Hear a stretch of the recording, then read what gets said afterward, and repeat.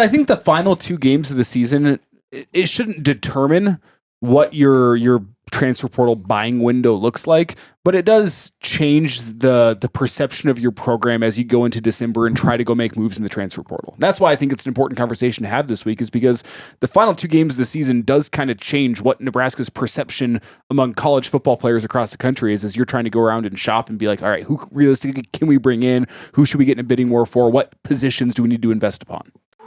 45, 40, 35, 40, he's gonna go! It's time, people, feel us!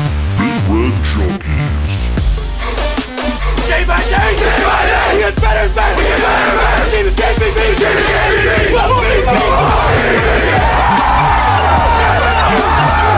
If we die, we die! Man, woman, and child in that. Put him in the aisle. Bring that trophy back to Lincoln! Welcome into the Big Red Junkies. I am BJ. This is Matt. That is Jed. And this is Elijah Herbal. Special guest joining us from the Average Joe Sports Show. Go ahead and list off all the places they find you. Okay, you can find the Average Joe Sports Show pretty much everywhere you like to listen.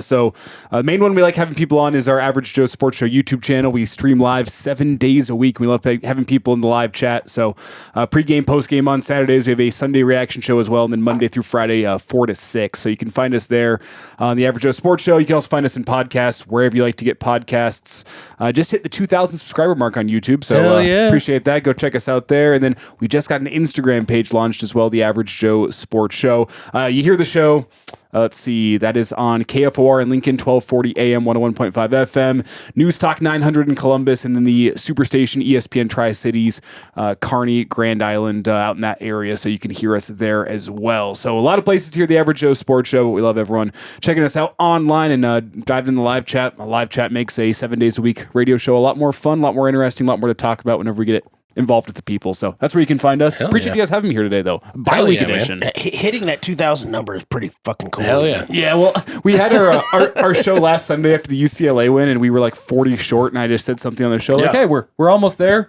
Give us a subscription. Woke up the next day, we had like 50 new subscribers. Nice. I'm like, that was easy. Turns out that does work, just asking people to hit that subscribe button. Yeah, when Schmitty starts running... Speaking of that, do that for us. Yeah. First of all, if you haven't already subscribe to us, like the show. But if you are subscribed to us and you're not subscribed to Average Joe's, don't be a dick. Go over there and throw them a like. Exactly. Oh, and I'll flip it around as well. If you're an Average Joe listener listening to this show, give this one a subscription as well. It really does help both of our shows to get that subscription number up. So helps us with making a little money off of the show and all the things like that. So appreciate everyone out there listening. Hell yeah. Yeah, when Schmitty starts rolling through all the different likes and follows and all those things, the guy's just like he's a freight train. He rolls through that stuff, and it's always on there. Love it. Well, guys, interesting bye week here. I, as a media member, whenever you're talking about this every single day, usually appreciate the bye week. This one's been a little bit different, but I think the most interesting development this week is I didn't know Jed became a man of the cloth. Yeah, no kidding. How about that?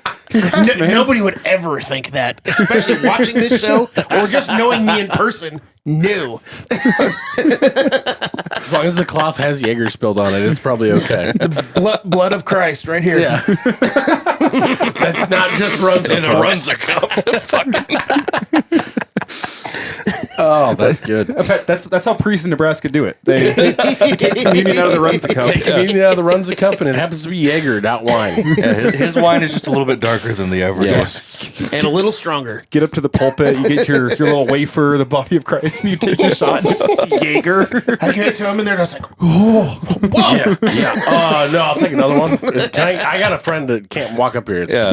I'll take the tray. Guys, we're also, I wouldn't give it away. No, this is mine. Get the fuck away. Best day at church ever. Yes. Guys, we are going to be jumping into several different things that I think are kind of been weighing on some people's minds. Little talk of the quarterback, a little talk of the Heisman race that Nebraska's been pushing for. Pushing hard. Like hard push. Aggressive. Hard push. That's what you got to be. But I'm just saying. Yes. Yeah, you got to get his name out there. Yeah. I love it. But we're also going to be looking at maybe a little 2026 outlook, what we need to be doing as far as keeping players and who's kind of in prove-it mode. So follow along, drop the comments on whether or not you think we're dumbasses or if you think we're killing it. I do want to jump in first, though, to the Heisman talk. As Jed alluded to, this has been an absolute all-out brawl as they're jumping in the ring with the other Heisman contenders out there. First of all, is Emmett Johnson a true Heisman contender? We touched on this a little bit on our last show. I want to hear what Elijah has to say. I would say no, but the push is commendable and understandable. Yeah. We had a conversation with Gary Barnett, longtime coach of Colorado Northwestern. And I asked him the question, this was on our Thursday show this past week. Is there value in just getting a guy on the stage in New York City for that Heisman trophy? Is there value in just being a guy that gets their name out there? He said, absolutely yes. Mm-hmm. You want that publicity. You want that proof of concept. You want to be able to turn around and show recruits, look, our program, we're trending upwards. Not only are we winning more games, we're also getting a guy on the Heisman stage. Like, hey, come to Nebraska. You could be that guy that gets on the Heisman stage. The Husker fans have made it happen. Our attention in the national college football scene has made it happen. It pays dividends for you down the road. So I completely understand why Nebraska is making this push. That being said, is Emmett Johnson a legitimate Heisman contender? If Ashton Jeanty didn't win the Heisman last year at the running back position, I know it's a different race last year because Travis Hunter was doing unique things. Yeah. But if he didn't win it, if Melvin Gordon didn't win it back in the day, it's just very, very hard to win the Heisman as a running back unless you are the best player on an offense on the best team in America. Yeah. That's what it takes to be the Heisman winner. Like, realistically, Jeremiah Love should be a big-time Heisman contender this year is what he's doing at Notre Dame. You don't even hear talk about him. Like, I think another monster game today too. Based on the stats this year, based on the guys who've been playing, I think Jeremiah Love is probably the best running back in America. Emmett Johnson's right there with him, but based on the value that they've provided to their offenses this year. But if Jeremiah Love's not in the Heisman consideration, Emmett Johnson shouldn't be either. And I love Emmett. Emmett's been great. He's been the best player on Nebraska's team this year, top to bottom. Offense, defense, special teams. He has been the guy. He's fantastic, but it just kind of comes down to what the Heisman is anymore, which is a popularity contest. 100%. And it's going to the best quarterback in America, or at least the most statistically impressive quarterback in America. The Heisman isn't what it used to be, and that's part of the reason why I don't think he's a legitimate contender. But good on Nebraska trying to get him in that conversation. To be fair, I completely agree with you with what you said about Jeremiah Love specifically for this year at the running back position with the Heisman race. Even in adding in Jeremiah Love's numbers today, he had like 140-something total yards today with one touchdown. Mm-hmm. Emmett Johnson has more yards in the same number of games, like 30 more, so it's not like it's a ton more. And Jeremiah Love has 3 more touchdowns total. So, like... The yards per carry does set Jeremiah Love apart. I agree. I'm just saying in a general sense of total yards. But, so they are similar. But, again, we went over this in the last show as far as running backs in the last 4 years, where... Even Cam Scatabo finished 5th. Like, and I know, again, it was a different year with Ashton Jeanty and Travis Hunter, but all these other guys like the Ollie Gordons, the Blake Corums, the Bijan Robinsons finished 6th, 7th, or 7th, 8th, 9th, that type of stuff with similar numbers. Yeah, everything, the push for it is great, but it's just not going to happen. I will say, I'm sorry, the one bonus is there isn't really like that one guy that outshines everybody else. That's literally what I was just about to say. Go ahead. I'm sorry. I was wondering, going back to last week with Indiana, their comeback against Penn State, whether that was Fernando Mendoza's Heisman moment. Yeah. Based on what the odds will tell you out there, it wasn't. I thought it was. Yeah. I thought that drive was the moment that kind of put the country on notice. This is your Heisman winner. Yeah. But Julian Sainz right there with him. It seems to be, if you look at the odds, a 2-horse race between Mendoza and Julian Sainz. Yeah. I think Marcel Reich should be in the category as well. But if it's those two guys, I don't have any problem with it. Those two guys have been playing on another level this year. But they also aren't like head and shoulders above. I don't know. Like, they're not these transcendent players that have won the Heisman in the last couple of years. And that's why who knows? That's why I've been waiting for a Heisman moment. Yeah. I've been waiting for that moment that the voters will look back on and say, yep, that's the Heisman Trophy winner right there. Yeah. That last drive could have done it for Mendoza, but there's still 2 weeks left in the season, and we'll see how things change. But if you believe the odds makers right now, it's down to those two guys. Yeah. I feel like for it to not be a quarterback, it has to be somebody doing something like absolutely out of this world. Yeah. And Ashton Jeanty happened to be doing that last year. And Travis Hunter just did a little bit more. Yes. Unfortunately. The campaign he did was have also, another half of the game that he could rely on. That's true. And the campaign was also a little bit more influenced by the fact that it's the Deion show. Mm-hmm. If it was this season and Travis Hunter was doing the exact same thing, I don't know if he'd be getting the same clout and vibe out there because of how much worse Colorado is. Well, if he was on Colorado this year, I don't think they'd be doing as bad as they are. I was gonna say, That's possible. how is the show with the Little Sisters to the West this year? I've stopped paying attention. Thankfully, so has everybody else. I was going to say, thankfully, it's not getting shoved down our fucking throats every day. I believe the official designation for that show is a shit show. Yeah. I believe. Yeah. That being said, there's a joke there with the shit show with Dion, but never mind. I'm just going to move on. Oh, wow. Wow. Dion is still good for Colorado, though. You think so? I'll say that. He's still good for Yeah, Colorado. he is. They still have Julian Lewis standing by in the wings, and he looked good last week. Did they play this week? I don't even know. I didn't check in on any Colorado football Luckily, this week. we don't have to get an update every 5 minutes from ESPN, so I really haven't followed. He came in last week and looked good. They still have a guy in Seaton, their left tackle, that is a future first-round pick. Oh, and for sure. Who will probably transfer after this year. That's exactly what I was going to say. I think he's a guy that a lot of teams are going to want out of the portal this year, including Nebraska, which maybe we'll get to that later in the show. But we'll see. I still think Dion, just based on the attention he brought Colorado the last 2 years and some of the talent he has in there, he is still good for the University of Colorado. And this is not the coaching carousel that you get in on. If Dion leaves after this season, it'll be a Dion decision, not a Colorado decision. Yeah, Wisconsin said that. They don't want any part of this coaching carousel. Nope. Well, They Wisconsin also don't want any part of trying to buy out Fickle. So. Yeah. They would have been, the 8th or 9th best job? I think they're just willing to be At bad best, for a little while. Yeah. Like, because literally of the Power 4 schools, I think there's 9 openings. Wisconsin opens, they're literally 10th. Like, Are they behind Virginia Tech? they're at least right there with them. Yeah. You can have an argument between the two who, pick 9 or 10. Money-wise, they're probably behind Virginia Tech. Maybe, yeah. But they're ahead of Oklahoma State, and that's probably about the only one I'd put them in front Well, yeah, of. Virginia solidly. Tech, Oklahoma State, Wisconsin are fighting for 8, 9, and 10 in that. Yeah. So it was the right decision to keep Fickle, and the schedule was brutality this year. Despite how bad the record is, and now I feel like a Scott Frost conversation, there are some good things about this Wisconsin season. Their defense has been better. I think they kind of committed back towards more of a Wisconsin brand with their physicality. Unfortunately, they're still just bad. We'll see. Their schedule, I believe, is a little more favorable for them next year, so I still don't think Luke Fickle is long for the Wisconsin job. This is just a decision of you don't want to get into this coaching carousel, but Their not defense, many teams do. There's a reason Mike Norvell still has a job. Yeah. since they made the Also, the $100 million that they'd have to pay all their coaches. But I feel like the buyout numbers matter less and less in college football on a year-to-year basis. since they made the full public commitment to Fickle to keeping him, their defense has definitely played better. Mm-hmm. I don't think their offense has got an opportunity to play better, really, but their defense has definitely stepped up a little bit. Well, they were impressive against Oregon. Great against Washington. They quietly all year long, no one talks about them because they're terrible, but they've had probably a top 3 run defense in the Big Ten this year, which is what you want in the Big Ten, Nebraska. It just sets you up to be in almost every single game you play in if you have that great run defense, aside from your games against your Ohio States and maybe Indiana's. Yeah. But back to Emmett, what realistic, we've talked about Love being the best running back in the country. Realistically, does Emmett actually wind up winning 1 or 2 awards that we think are worthy or not? Realistically, I think the ceiling, Doak Walker is going to be tough again with Jeremiah Love. Yeah. I think the ceiling for his awards could be that second running back on the first team All-American list. That makes sense. There's 2 running backs that get picked every single year, first team All-American. If you lead the Big Ten in rushing yards, all-purpose yards, he's got almost 40% of Nebraska's total offensive yardage this year. Yeah. That is first team All-American criteria. Mm-hmm.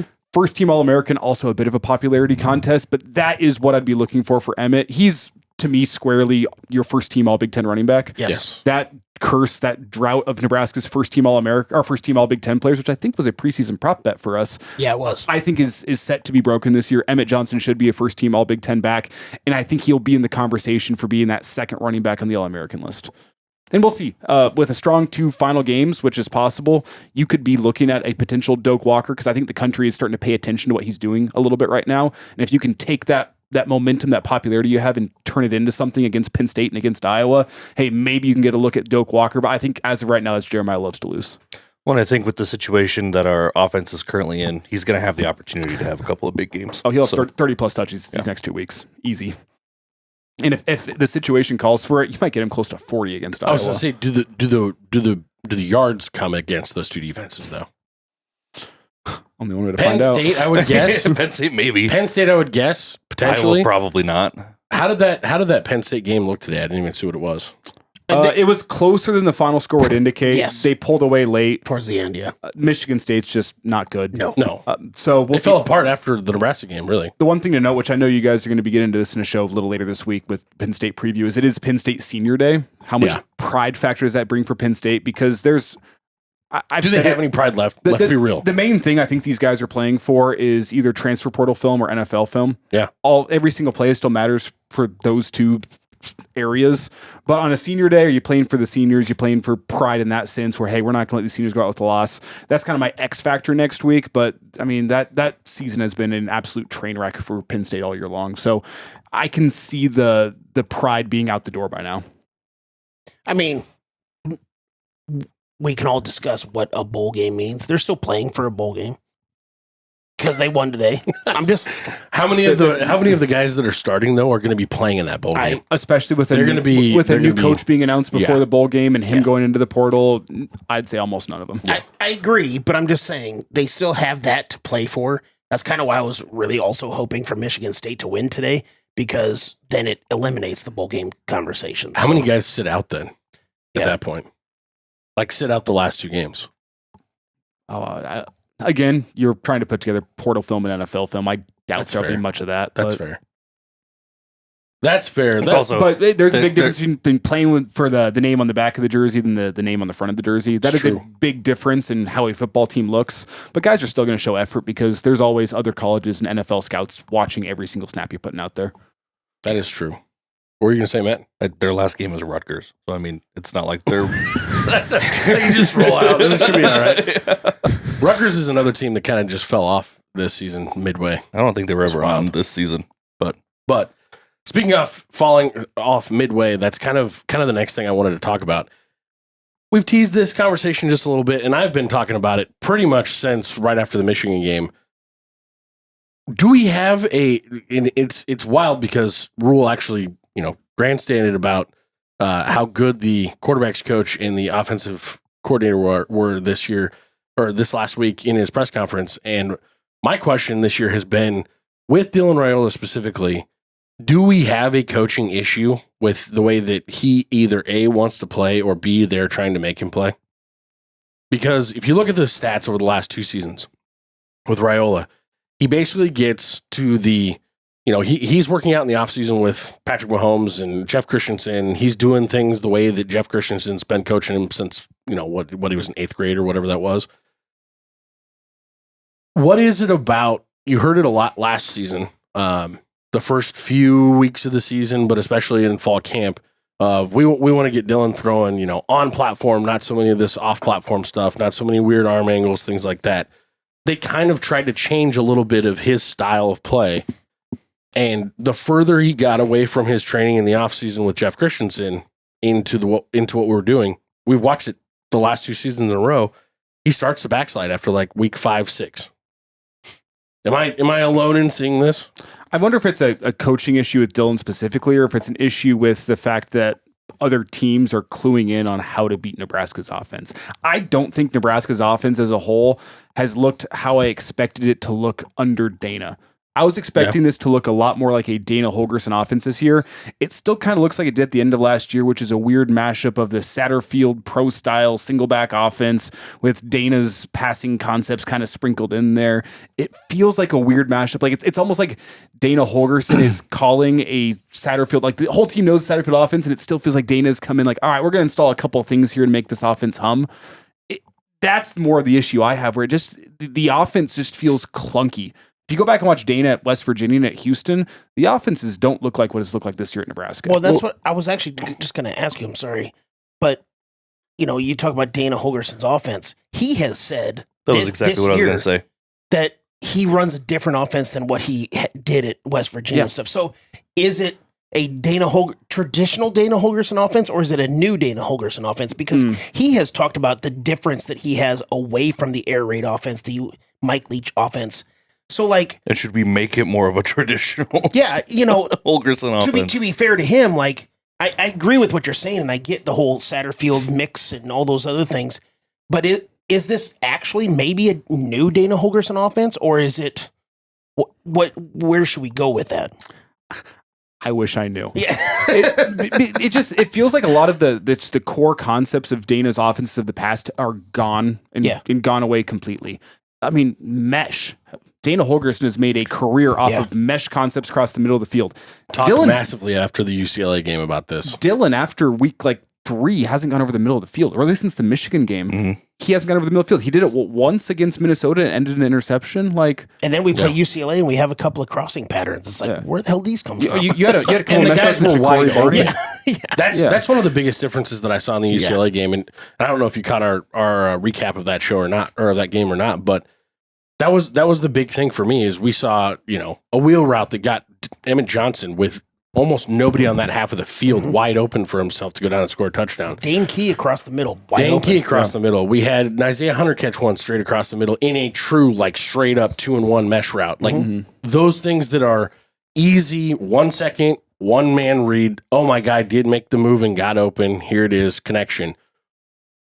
What are they doing differently between what they're offering to Dylan and what they gave to TJ Lateef that isn't something that Dylan can do? Because that's the question that I got after that was, is there anything you saw today that tells you TJ Lateef can't do what Dylan does? And I'm like, the better question is, why is TJ Lateef doing these things because I felt like they gave him 5% of what Dylan actually normally does. Yeah. They did not give him a lot of what Dylan normally does. But those things work for literally anyone. They work for a true freshman quarterback who has no real in-game experience to come in and look successful. Why can't we give those layups to Dylan? Is it a want to thing? Is it a unable to do thing? I don't know. Like that's why I'm getting back to there's a lot of unanswered questions I have with this season that we probably won't know until either Matt Rhule or Dana Holgorsen are gone from Nebraska and are willing to go and do a tell-all, because it just feels like, and it felt like more closer to a Dana offense last week, and maybe it's because he has the threat of quarterback run, which he's had through a lot of his career. I mean, Geno Smith was the last quarterback he had that was really an unwilling runner. Which is strange because he's done it in the NFL. Even Geno ran it more. He was going to die. Even Geno ran it more than Dylan Raiola did. And I wonder if that's part of the concept here that kind of allowed Dana to be more Dana. Is it something from the top where Matt Rhule is saying, hey, this is what I think the offense needs to look like. Go make it look like that. I have no idea. But the offense did look maybe not noticeably different in terms of it wasn't night and day. That's a better way to put it. It wasn't night and day, but there was a noticeable difference in what Nebraska was willing to call against UCLA. And maybe it just helps. Hey, if you can run the football with success, the offensive playbook always opens up for a play caller, because everything on the play sheet is going to probably work if your running game is going, because the defense always has to be worried about that. It helps that UCLA's defense is trash. That's their front seven. Yeah, maybe they felt more comfortable with going over the middle. Yeah. So I think a 1-game sample size isn't enough to be like, well, Dana's unwilling to call things for Dylan that he's willing to call for TJ. And that's why the offense looking better. I need 2 more games to see it, but I can say it did look different against UCLA. And now you have to sit on that in a bye week and ask how different is it going to look next week. Yeah. I think it almost has to, just because of the caliber of the defense we're going to play. Yeah, athletes all over the place. Yeah. I guess the last thing that I have on the Dylan Raiola stuff is when people talk about the quarterback controversy or they think there's going to be quarterback controversy in the offseason, all this stuff, because, the favorite player in Nebraska is always the backup quarterback. It's always the one not on the field. Yeah. That's the better way to put that. The one that's the backup said, man, I miss Dylan. I think the conversation's ridiculous, because I do think that as long as Matt Rhule's here, Dylan Raiola is the guy. But I wouldn't say it's ridiculous. I think it's ridiculous after 1 game. Yes. It's ridiculous after 1 game. Okay, that's fair. Yep. Maybe ridiculous is too strong of a word. If TJ Lateef comes out and he's 3-0 as a starter to close the season, I think that quarterback controversy gets very real very fast. And you need to be right if you're Matt Rhule. And not to look too far down the line here, part of the being right is you have to pick the quarterback that you're probably looking at that can operate an offense that does not have Emmett Johnson, which I think we're also getting to later in the show. That's what it looks like to me right now. I don't think you're going to have Emmett Johnson on the field next year. Yeah. So you have to pick the quarterback that's going to be able to operate an offense without Emmett Johnson, and that's going to be part of the decision-making process. But first, you need to see TJ Lateef go out and play well against Penn State and go out and play well against Iowa, who the defense, it's stepping up. It's a step up to Penn State, and it's a step up from Penn State to Iowa. So there's no guarantees, no promises that TJ Lateef's going to go out and look good. But if he does, if it's 3-0, that quarterback controversy gets very, very real. But it's premature after the UCLA game, a really bad front seven, and Emmett Johnson did whatever he wanted to on that field, to sit here and say, oh, well, there's going to be a quarterback controversy coming. All three of us recapping the UCLA game said, call us after the Iowa game. Yeah.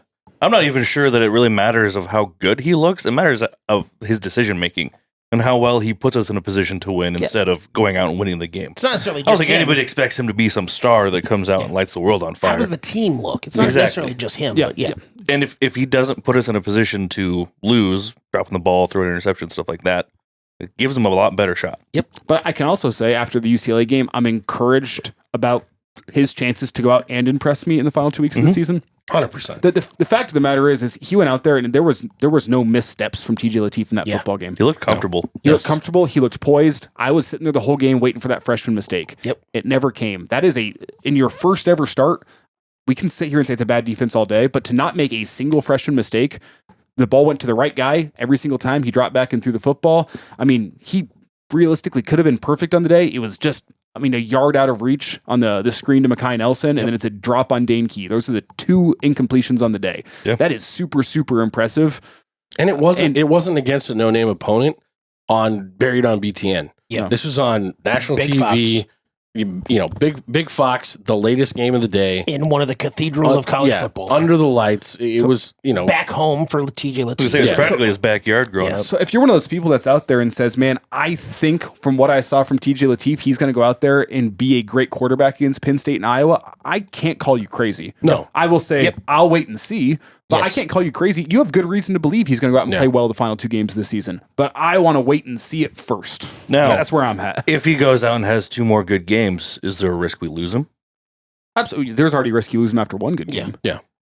The reality is, and hey, Matt Rule gets up there on a Monday and talks about the financial resources. That's not a coincidence. On one hand, he's talking to players out there on other teams in America that are he's talking to the guys that are prematurely in the portal, but more than anything, locker room. He is talking to the younger guys in the locker room and a guy like TJ Lateef to say, hey, I know you're going to have plenty of suitors out there. You're going to have teams that are offering you a starting job with no competition.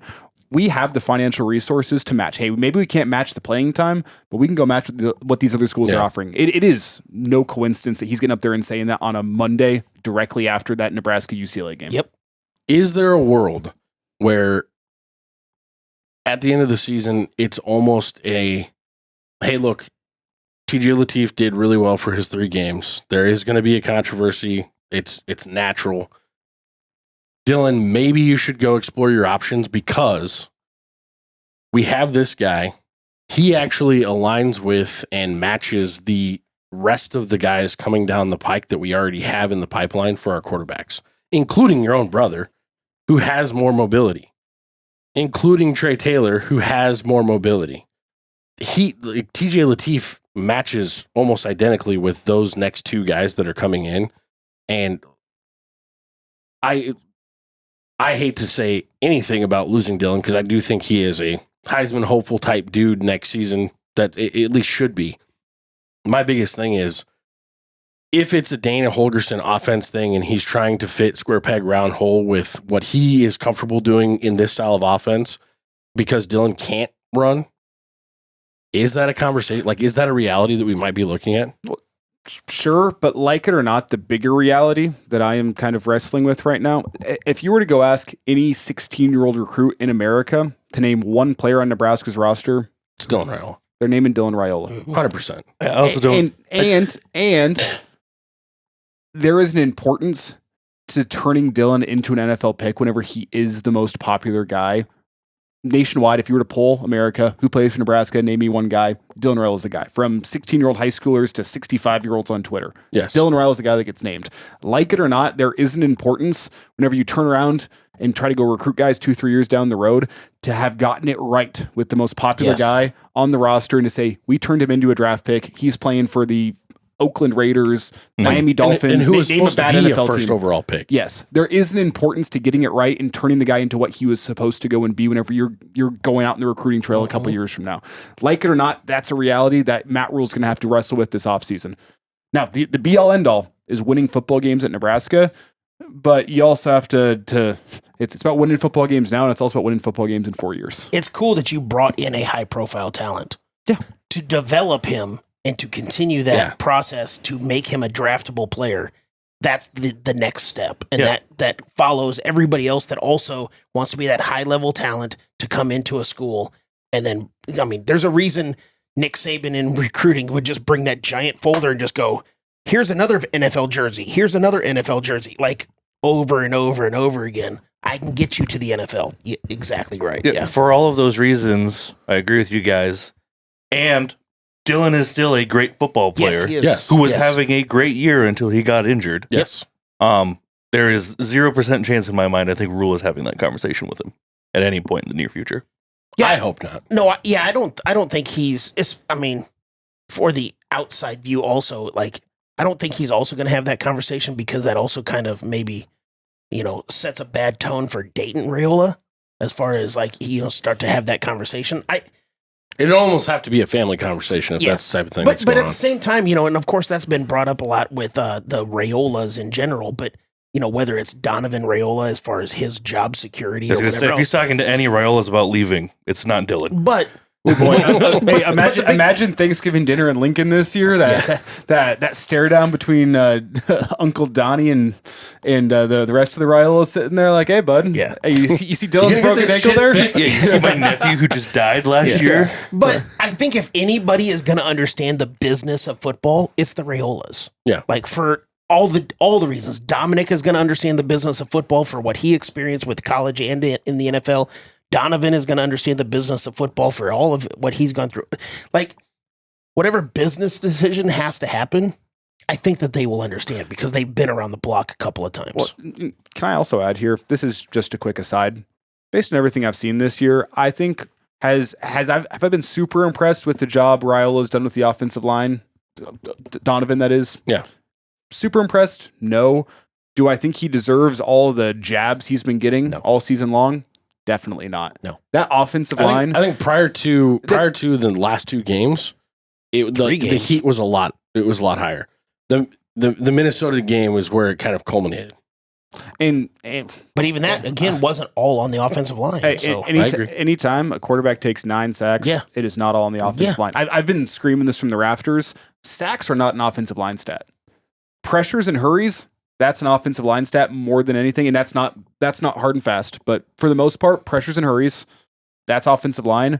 Sacks, again, not hard and fast, but for the most part, that's a quarterback statistic. If you're taking 9 sacks, it means you, the quarterback, is doing something wrong because you should know by sack 3, hey, I don't have all day back here to throw the football. Throw this ball. Because even if the check down, I need to throw it over somebody's head by the sideline. I need to have some pocket mobility and understand my first job as the quarterback is not take the sack. If you take a sack on a drive, your odds of scoring a touchdown on that drive go down to like 10%. Plus the coaching component of get them plays where you can get the ball out faster. Yeah. Even if you rightfully, I think, want to put some blame on wide receivers to get open or not, like what you just said. The quarterback just if they're not getting open, I just need to get rid of the ball, throw the ball away. So yes, yeah. So that's why the offensive line hasn't been perfect, not by any means. No. But I think the jabs and the shots that Donnie Raiola has taken all season long, I shouldn't say they're uncalled for, but there's been too much of that, for my opinion, with the performance of the offensive line. Yeah. Especially given some of the injuries he dealt with. And you have to expect injuries along the offensive line. I think some of the depth things we were told in fall camp and during the offseason turned out to not be true. This is not as deep as an offensive line as they tried to make us believe. But it's still one of my questions about the development a solid with some of the offensive younger line. guys. It's been a solid offensive line for the most part. And people are going to sit here and pull up the stat numbers and say, you're crazy, Elijah. That's not a great offensive line. Well, the time to throw also wasn't great. You're putting the offensive line in a tough spot. Yeah. You can find stats to try and prove your point in any side when it comes to sports. Yeah. I guess this kind of brings me back to the question of, with Dylan's mobility and the way that he has come in early in the season and obviously is very, very comfortable rolling out. He is very comfortable on the move. He's very comfortable getting in those off-platform situations. Is that something that maybe they ease up on him a little bit? Because it's obvious that our offense runs better when we do have a quarterback that can move a little bit? Well, I think priority number 1 for Dylan this year I'm not sure how you coach it. I'm not a quarterback coach. I didn't play quarterback growing up. I don't know how you got to figure out pocket mobility. There is none of that for Dylan. I feel like there's pocket presence at least. I can say it's multifaceted. I feel like his time from snap to being on platform to throw the football is longer than it is for most other quarterbacks that I watch in college football. If you go back and watch, you don't see that quick 1-3-step drop where he gets the ball out quick. I feel like his dropbacks almost feel a little lazy. Casual, lazy, and it sets him up, I think, where, hey, you're trying to see the field well, but you're giving the offense or the offensive line a tough job with defense linemen that can pin their ears back, knowing where the quarterback's going to be and knowing there's no threat of this ball getting out super quick. And to add to that, hey, once you drop back there, if the first read's not open, he doesn't have and maybe it's intrinsic, maybe it's just within you as a quarterback. He doesn't have, it feels like that sixth sense of knowing where you need to step to in the pocket.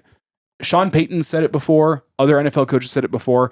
There has never been a quarterback in football history that took a lot of sacks in college that didn't take a lot of sacks in the NFL. I don't know that I've heard that, but that's very true. The mobility of a quarterback makes the offensive line look better than they are at times, or the mobility of the quarterback makes the offensive line look worse than they are at times, depending on how good you are. But go watch the NFL, go watch other college football games, and watch how many times quarterbacks are able to evade the pressure with that quick drop of the shoulder, step up a step, get the ball out quick. Even if it's an incompletion, you avoid the disastrous play. You don't see much of that from Dylan. I feel like he's back there trying to make magic happen like Patrick Mahomes. And I think the Patrick Mahomes comparisons are overblown. Yes. But I feel like he tries to be Patrick Mahomes back there in the pocket whenever the first read's not open. Oh, I'm gonna juke a guy out of his shoes and get to the sideline and throw it with my left hand. No, that's not you. It's clearly not working. Someone needs to coach that out of him this offseason. Whether that's Christensen, whether that's Dana, whoever it may be. That is the worst part of his game right now. And if you can get that cleaned up, I think he can still be a serviceable quarterback, but it's been a problem more than it hasn't been this year. And for me, like with a guy like Raiola, and we've seen countless other quarterbacks like that, whether it's at Nebraska or just watching football, I always struggle with, and I know what the difference is, but I always struggle with making a stupid play or a guy trying to make a play. Yeah. It's like, I can respect a guy that wants to always make a play, but also at the same time, that isn't necessarily a smart way to play it also. So I get it, whether you throw it with your left hand or you throw it sidearm underneath or, all the Mahomes-ish, I guess, because apparently Mahomes is the only person in the history of football that's ever done anything like that. But at least if you watch football today, that's what everybody will tell you. But poor Matt Stafford. But those types of things, it's like, you have to marry those two together sometimes where it's like, I respect a guy that always wants to make a play, but at the same time, sometimes you just have to make the smart play. Yeah. Well, and I don't think you have to entirely coach that out of him. I would disagree that fully takes away from his game. I think if you can coach better decision-making and better awareness when you're in the pocket into him, that other stuff isn't really a detractor. No, yeah, I agree. There's a delicate balance there. Yeah. And if that's part of how he is as a player, fine. That can make him special. Yeah. If he does everything else right. Yep. Right now, he's not. I think I've seen the graphic 20 times throughout the first 8 games of the season where he drops back, and you can see there's clear open space in front of him that he just needs to step up and make the throw. And instead, he stands where he is, and that's the problem. Yeah. And then he catches an edge coming right around the backside of him, and then he's spooked. And then he catches you see it on the him backside. That is probably enough on Raiola. I'm excited to see what he looks like next year. I hope that he's still at Nebraska. I agree. And I hope that I don't think he's going anywhere. I hope that you keep both quarterbacks. I mean, both quarterbacks would be stupid not to evaluate their options this offseason. It's what you, as a quarterback, every quarterback in America that is not a third stringer development guy that has no chance of playing should be evaluating their options every single offseason. Absolutely. As a fan, you don't like it. As an agent, as a player, as a parent, that's what you got to go out and go do. As a fan, get used to it. Yeah. Both of those guys should be evaluating their options come December 1st.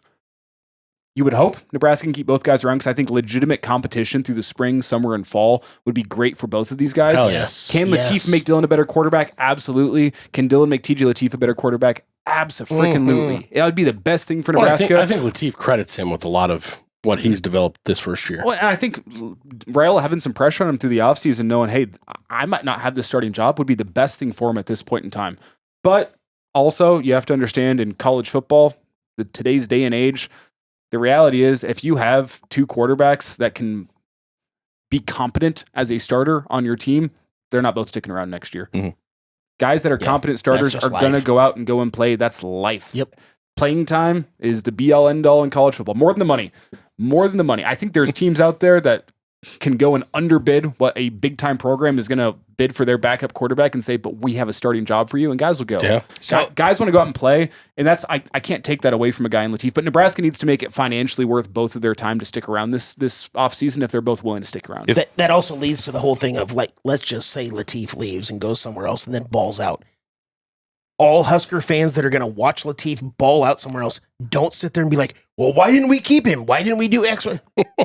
Again, he wanted to go play. He wasn't going to play above Dylan. Maybe not. What, you know what I'm saying? Like, just let him, if he's going to leave, let him leave. If he's successful, good on you. You know, all that stuff. Just don't make that a referendum on the coaching staff because they let him leave. Come on. This gets back to something I said 10 minutes ago. If you have to make a decision between the two, you just better be right. Yeah. You better be, and 100%. even if the other guy goes and plays well, Yes. your guy needs to play well Yes. for you. Yes. It is much more acceptable if both guys are playing well at two different schools than if your guy sucks and the guy that left is playing great. Yep. You might never come back from that as a coach if that is the case. But the reality is, and I think we'll probably get into this next, is the offense next year, I said this earlier, probably not going to have Emmett Johnson. You got to pick the guy that is going to run the offense that without a dominant running back such as Emmett, which Emmett's been dominant this year. And that's a factor in this that we probably won't talk about enough this offseason, but that's what's going to be going through the coaching staff's head. With the personnel we have next season, who is the best quarterback for this school? This team? It makes the transfer portal really important. Yes. Not necessarily just who's going out, but who's coming in. Yes. Please, for the love of God, whoever leaves, don't let them go to Indiana. Because then it won't matter whether or not you made the right decision for your team. Because he's probably going to go compete for the Heisman. Indiana's backup is Mendoza's little brother, so they might still already have that. I didn't realize that. Yeah. That's wild. Yeah. That's wild. I also just had a crazy thought. If I'm Iowa and I'm playing chess instead of checkers. Oh, you're making a run at Latif. Oh, I think hardcore. Yes. Well, but not only that, I think I'm letting him have a really good game against me. You throw the game. You make him look really fucking good, and then you go get him. You're like, you're too good to be a backup. Come my replace God. our cricket bat staff. God, and TJ Latif would be such an upgrade for that program, though that would be career suicide. Oh, 100%. Oh, man. I'm getting hungry. Elijah, do you know anything about chicken? I know Matt does. Do you like chicken?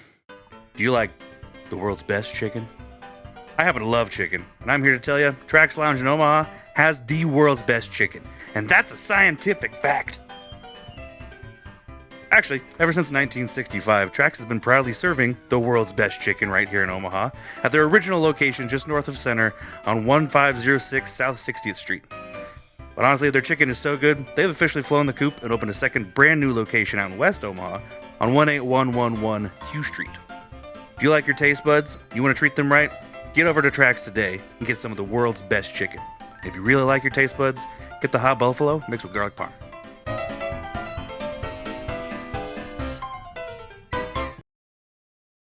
I want to jump into what Nebraska is going to look like in 2026.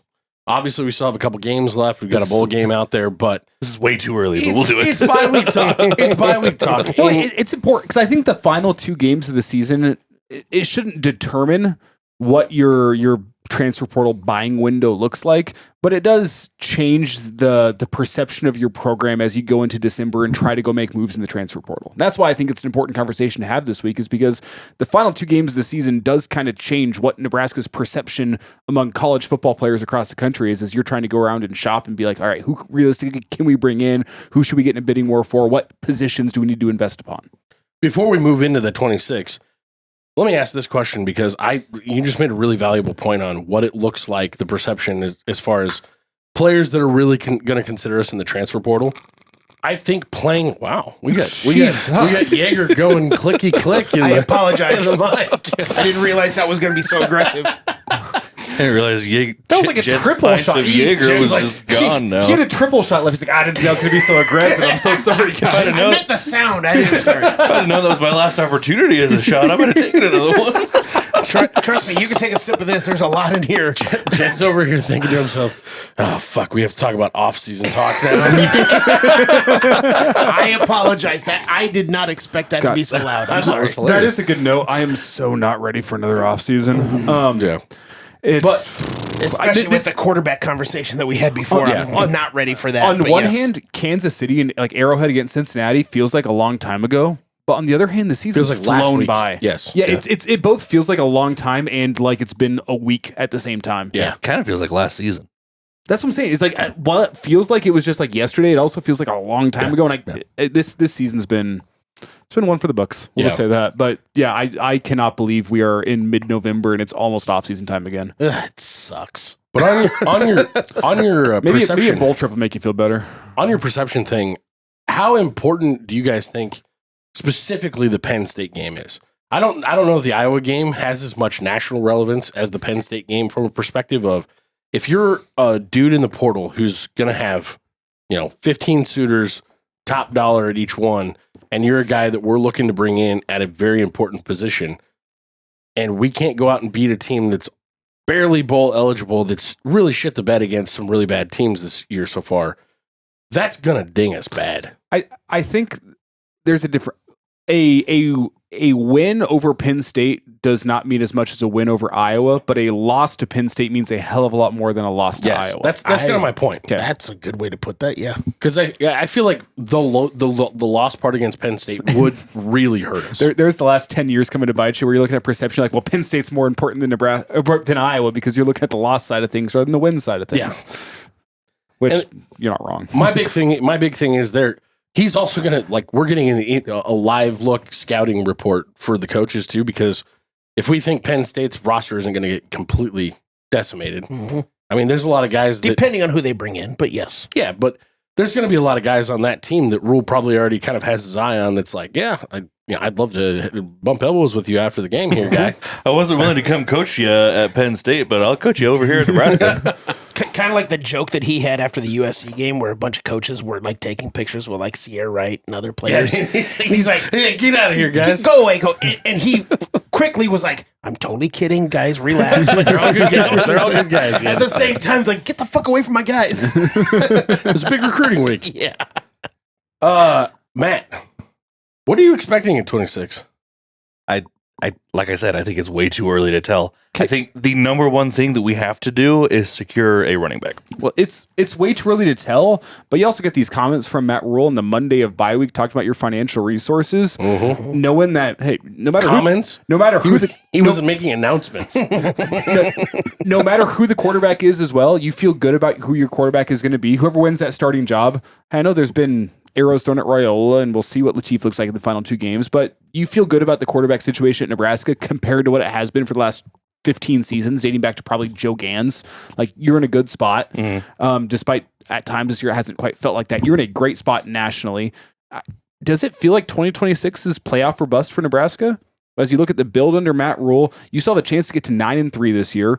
8-4 might be a little more realistic, but if you're 8-4 with as young as this talent is, the roster you have right now is, it feels like, hey, if you're going up there and saying how much NIL resources you have this offseason, it feels like you're going all in on college football playoff or bust in 2026. That's what it feels like to me from the outside looking in, at least. And I'm with you. And I don't completely disagree with that, but at the same time, if you look at the schedule, it's a tough fucking schedule next year. So it's kind of like, yes, I agree with you, but at the same time, you have to, I guess I don't necessarily want to say temper expectations, but at the same time, you have to understand what the schedule is for next season. Well, at some point, you have to quit worrying about the schedule and realize if you want to be that level of team, I agree. The schedule doesn't matter that much. Indiana didn't worry about their schedule this year. Indiana didn't worry about the schedule last year either. And hey, I mean, who the hell expected Penn State to be as dog shit as they are this year? Whenever you walked into this year, you looked at that as, that's the hardest game on Nebraska's schedule. Yeah. Now we're talking about that in a bye. We're like, well, Penn State might be more winnable than Iowa. Yeah. You never know what a team's going to look like on a year-to-year basis, so I don't want to get too far ahead of yourself. You set yourself all bar. I think it's Ohio State and Indiana at home and Oregon on the road. So you have the three top teams in the Big Ten this year all on your schedule next year. That's tough. I will wait until the week before each of those games to determine how difficult of a game it actually is. So I'm not too worried about the schedule because, hey, if your goal is college football playoff, hey, you're going to be playing a lot of really good teams next year, and you just got to go out and beat them. So, But I mean, as far as we look, a lot of our guys are young. Yeah, a lot. I mean, youngest team in the Big Ten, Isaiah Hunter, Ja'Cory Barney, they're all going to be here still. Mm-hmm. And or so, we hope. Well, assuming Matt Rule is correct, we could just go throw a pile of cash at all of them. quarterback play should get better. I do believe we should be a better team next year. Oh, yeah. We have the resources and the time and potentially the available players because of teams like Penn State about to get rated. We could go be a better team. If you're a worse team next year, that is an absolute failure by Matt Rule. Yeah, that's on the coaching staff. Absolute failure. Like that. If the it's- extension starts getting if it's real a worse, hot. yeah, if it's a worse team next year, he's not getting fired next year, not after the extension, but the hot seat talk could warm up. And if you look at 2027, be like, all right, now you have to win. You cannot take a step back next year with as young as this roster is and with as much apparently NIL resources you've developed over the last couple weeks for this upcoming offseason. If you're worse, oh boy. And Matt Rule has ultimate given failure. us no reason to think that's going to happen. Well, and one of my things that I love the most about what he said, as far as we now have the money. I can't to complain do- anymore. Exactly. He literally, no matter how big it is irrelevant. He literally slapped his dick on the table and said, "There's no more excuses." Yeah. And that puts pressure on him and his coaching staff, flat out. Like, okay, you literally just said there's no more excuses. I think that was intentional too. 100%. I mean, he just got it. security, but it puts the pressure on his coaches for sure. But He also, turned the dial up, that's for the sure. good thing is that he's owning it because he's saying it out loud. Yeah. So if it's not successful going forward, he owns the fact that it's all on him. Well, what's more important next year? Is it getting the roster right or is it getting the coaching staff right?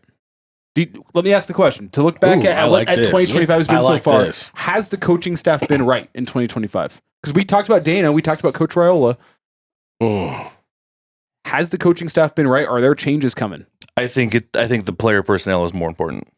I think you have to shore up some concerns you have on the offensive line, and you have a giant question mark at running back that you have to solve. You need to go get yourself a real tackle. A real tackle. You have one. I think Pritchett's Maybe a real two tackle. would be nice. I think Pritchett's a real tackle. I think Pritchett's a real tackle. I think you have to get yourself another tackle to play opposite him and maybe slide Gatula down to guard. I think Gatula would be really good at guard. You I think Gatula is going to have a hard time looking healthy at the beginning of next and season. if I go through my wish list, a tackle's up there. I think you're going to need to have a safety to replace Deshaun Singleton. Maybe top priority for me is finding an edge rusher to complement Winery, because Winery is going to take a jump through the offseason, at least you should expect. Yes. McCullough's out the door. Having two edge rushers that, hey, you can't just slide your protection one way every single time. That's huge. I think you're going to make a couple investments on the interior defensive line. I was going to say, you need to find about another 700 pounds of beef to put in the middle of the defense next year. I'm not sure the interior defensive line acquisitions are going to be as splashy. There's usually a couple splashy interior defensive line guys, and there's usually a whole bunch of serviceable guys that you can go find. So I don't know how splashy they get there. And then if you feel comfortable with Mosey, you probably need a complimentary back for Mosey. I'm not sure if Mosey is going to be 1A or 1B, but I think he's going to be your guy next year, and you need to find a complimentary piece for him. That's You my don't think they list go of take wants. a swing at a bigger running back? I think they should. I look at Edwards from Kansas State as being the. That's the swing. That should be the swing, but hard pass. I'm good. Like, He's Nothing at seems- Kansas State's looked that good No. this year. Well, no, he just seems like a little bit of a diva. yeah, that's why I say hard But pass. damn, he's got talent though. Yeah. Also, Hey, when Ari was a bit of a diva at Missouri, and you got him in the boat, and he's Yeah. looked good for you this I was year. going to say, Coach Rule has not had a problem with taking divas in and making them solid players. Also, Well, remember there was the Emmett. whole Hartley Gilmore thing, Remember Emmett. He was hardly on the roster. and he wasn't a diva. He had other issues. Now I He had will say, immaturity Diva issues. or criminal. I will say with what you asked as far as a coaching, do we have the right coaches? I actually do think that we do, because of the things that, as you asked the question, I thought about our assistant coaches in different positions, whether it's defensive line is a big question mark as a whole. It's a first time assistant coach. Which I think is more of an indictment that was the hire you made last offseason, but I also think you can expect him to get better as he spends more time in the role. That's kind of what I'm getting at, where it's like a couple of people are like first time coaches, at least here at Nebraska, whether it's in general or also just here at Nebraska. I think we're good on assistant coaches. I think it's more of a talent issue than anything else. Did the year that Coach Eckler have change anything with you guys on the importance of the Jimmies and the Joes or the X's and the O's? Because that you hear that from old coaches. Hey, it's not the X's and the O's, it's the Jimmies and the Joes. But then you see Coach Eckler come in and turn the special teams around like nothing I've ever seen before in just one season. It does make me go, 100%. maybe the coaching staff is more important than I've been led It's to important. believe. His coaching presence has an impact on 8 plays in a game. So, as important as those 8 plays are, that's not where you're getting all your success. It's probably actually closer to like 15. Great. But Splitting hairs at the end of the day. Across 15 plays a game for 10 games this season, has there been a catastrophic special teams play?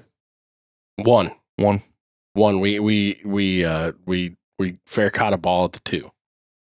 That's the one catastrophic, and that's if you call it catastrophic. And comparatively to other catastrophic special teams plays that we've seen. In the last 10 years. I'm not saying. So I just don't want to minimize his impact. I see what you're saying. I just want to make sure you understand. I don't want to minimize the impact of Eckler because I think the special teams has been among the 3 units for Nebraska the best this season. Yes, absolutely. After being one of the worst in Power 4 football for 6 seasons, 7 seasons. Didn't mean to do the 6-7 thing, but Oh, thanks. yeah. I live with a middle school teacher. I can't avoid it. We've had conversations around, potential issues with Glenn Thomas and some regression we see in the middle of the year from Raiola too. I'm not saying the coaching staff is perfect. I think your roster has a bigger impact on next year than the coaching staff does. Sure. I agree. One coach that I think we could probably potentially pencil in as a question mark for next season, not because of poor performance, but actually because of elite performance, and the fact that he has coordinator experience in the past, is Addison Williams. When you look at what our secondary did this year, I realize that's also second year of John Butler, who that's his specialty. How much of that's all Butler? How much of that's Addison Williams? How much of that's a great marriage between those two dudes? I could see Williams getting an offer to go be a DC someplace. And if we lose him, that I think is a very important piece that's going to need replaced.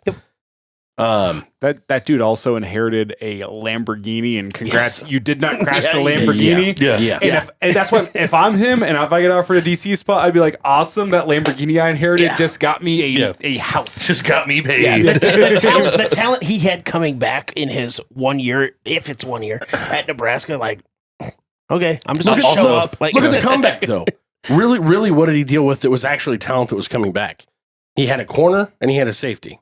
And also, the rest of it's basically been replaced. And that's not trying to upgraded. That's not trying to say what he did was nothing, because no, you got a guy like Rex Guthrie who wasn't anybody last year. Anybody's radar at all. And now he is Andrew Marshall. Well, yeah, but he was in Idaho. He's a transfer. Well, and Andrew Marshall, despite, you can go look online the 24/7 what they said with his transfer portal rating. Go look at the offers he had in the portal last year, and you're not wrong. Yeah, that dude was coveted by Oregon and Nebraska and so many big name programs. But also, like Matt Rule has said that there are scouts at the games, and they go, "Who's that 21?" Like, oh my god, and it's Rex Guthrie. Like, holy shit, who the hell is that guy? Like, so I'll give credit where credit's due with Addison Williams. Like. He's doing some things. If he's still here and you are a DB in high school or anywhere else looking around, you have to be going, damn, I'd kind of like to be coached by those guys. Mm-hmm. Well, I also think 1 year is a really short turnaround for somebody to go get a OC or a DC job. Look what you got to go replace next year. And this is not a discredit to these guys because the talent in the room. The young guys have been the guys that have been picked on. With Rex Guthrie, 100%. With Donovan Jones, they've been the guys that have been picked on. I personally, and if he gets a DC spot, great for him. I hope he goes out and kills it. I want to see what those guys look like next year under Addison Williams before I anoint the guy as a great defensive backs coach because of the guys that he inherited. And there's a good chance that he goes out and kills it and turns those guys into studs. But if there's been 2 weak spots in the secondary so far this year, it has been Guthrie and Jones. Yeah. But if those guys are your weak spots comparatively to the rest of the country, you're doing pretty well for yourself. So that's why I'm not trying to take away from these guys. But Jones has also had a dramatic turnaround the last 3 games. That's what I was going to say. I agree with what you just said as far as if there's been 2 weak spots, as far as if you look at the season as a whole, it's Guthrie and Jones. Yeah. But there are also times where they just flash like crazy and they're playing out of their minds. The last 2 games. And I'm really curious if Addison Williams does come back. I mean, you could be replacing 2 to 3 guys in the secondary. Andrew Marshall's got a decision to make this offseason. I think he's going to be a draftable guy. Yep. Do you think you can improve your stock by coming back? You could be a second round, first round type guy. The decision of Addison Williams could determine whether or not he wants to come back or not. But you're losing Sierra Wright. You're losing Deshaun Singleton. Maybe you're losing Marshall. You should get Hartzog back for another year. So there's going to be some turnover in the secondary next year. That's why one of the spots I circle is you got to go replace Deshaun Singleton next year out of the portal. I don't see any guys waiting in the wings. Justin Rhett's been fine. I think look across some of the good defenses in the Big Ten and name me one of the good defenses in the Big Ten that does have a difference maker at that safety spot. True. It's really important to go have a difference maker. Is Rhett a difference maker? Look at what's his name? Maybe up at Ohio State that transferred from Alabama. I can't think Caleb of Downs. Yeah, Caleb Caleb Downs. Downs. You Look at go find yourself a guy like that. Look at Wampa from Iowa. You got the who's the white dude at Minnesota? Hey, if you're Nebraska, Coy Parrish, if you're Yeah, Nebraska, Parrish. why don't you go to Wampa and say, dude, we'll double whatever the fuck Iowa's offering you. there's no chance he's leaving. No. That's an Iowa kid. He grew up. He's one of those kids that dreamed of going to Iowa, and he is probably a year away from being a Feel end of the bad first for round, kids top of the that second round dream pick. of going to Iowa. Well, I agree, but with their defensive coordinator, like Phil Yeah. Parker, yeah.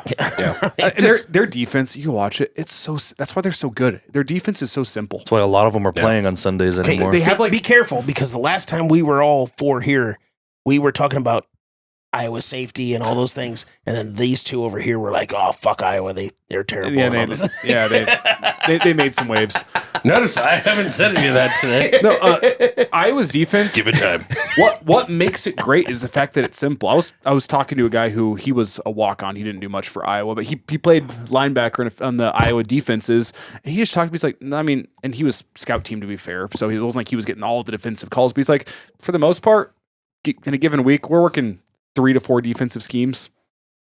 Like they do not do very much defensively, but they all know their jobs and they do them at a very, very high level. Elite individual level. Yeah. So it's nothing special that Phil Parker's doing, but damn it, he develops all of his guys, gets them confident, and they rep what they do so much year after year after year. Those guys are just great at what they do. I was talking to a friend. Not that we need to get into Iowa bullshit, but I was talking to a friend today about what the Iowa game today against USC. They make you play in a phone booth, whether you want to or not. They make you play in Also, a phone how the booth. hell did they get the weather to follow them to California? That was It was wild. wild. I was watching that game and I'm like, there will be no wildfires in California for at least 4 months after this. That field, every time someone's taking a step, it just splashed Yeah. of water coming up. I'm like, dear God, it's Yeah. a downpour. It rains 3 days a year in LA, and Iowa came out there for one of those I days. got it. 53 degrees and downpour. Let's go. Iowa football, baby. We're fucking combines out the stadium. Outside, so you brought, USC's got American Eats farmers on the field. you brought up Terry Braden. To get back to your questioning of the coaching staff, getting that right, you brought up Terry Braden, and I think it's fair to question what he's done, but I also think he inherited a bare cupboard when it comes to that side of things. I thought the personnel was a young cupboard. I would say that. That's okay. That's fair. It wasn't ready. Unseasoned. Yep. Yeah. It's all the groceries might be. I think be the there talent for, is there. It's yeah. just experience. But I'm sorry.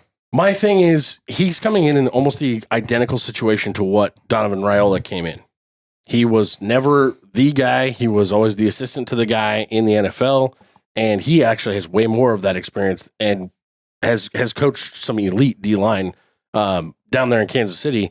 Do you really think he was a bad hire for that spot? I think he is a stylistically complete 180 from what Terrence Knighton was for your defensive line room last year. Terrence That's Knighton fair. was a show up.